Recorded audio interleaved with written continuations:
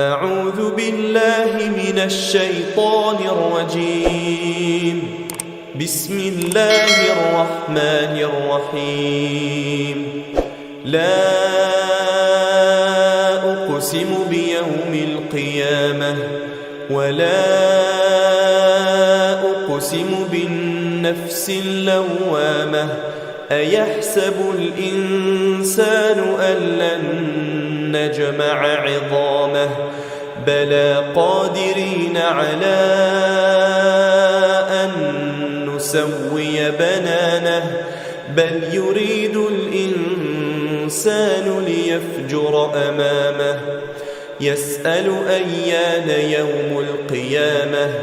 فإذا برق البصر وخسف القمر وجمع الشمس والقمر يقول الإنسان يومئذ أين المفر كلا لا وزر إلى ربك يومئذ المستقر ينبأ الإنسان يومئذ بما قدم وأخر بل الإنسان على نفسه بصيرة ولو ألقى معاذيره لا تحرك به لسانك لتعجل به إن علينا جمعه وقرآنه فإذا قرأناه فاتبع قرآنه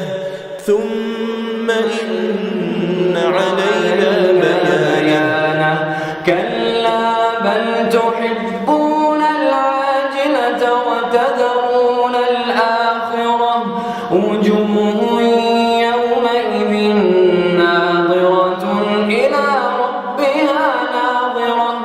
ووجوه يومئذ باسرة تظن أن يفعل بها فاقرة كلا إذا بلغت التراقي وقيل من راق وظن أنه الفراق والتفت الساق بالساق إلى ربك يومئذ المساق فلا صدق ولا صلى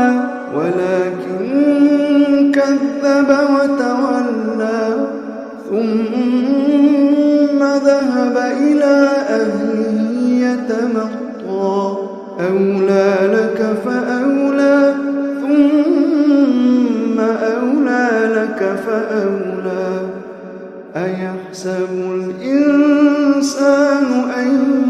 يترك سدى ألم يكن طفة من مني يمنى ثم كان علقة فخلق فسوى فجعل منه الزوجين الذكر والأنثى أليس ذلك بقادر على أن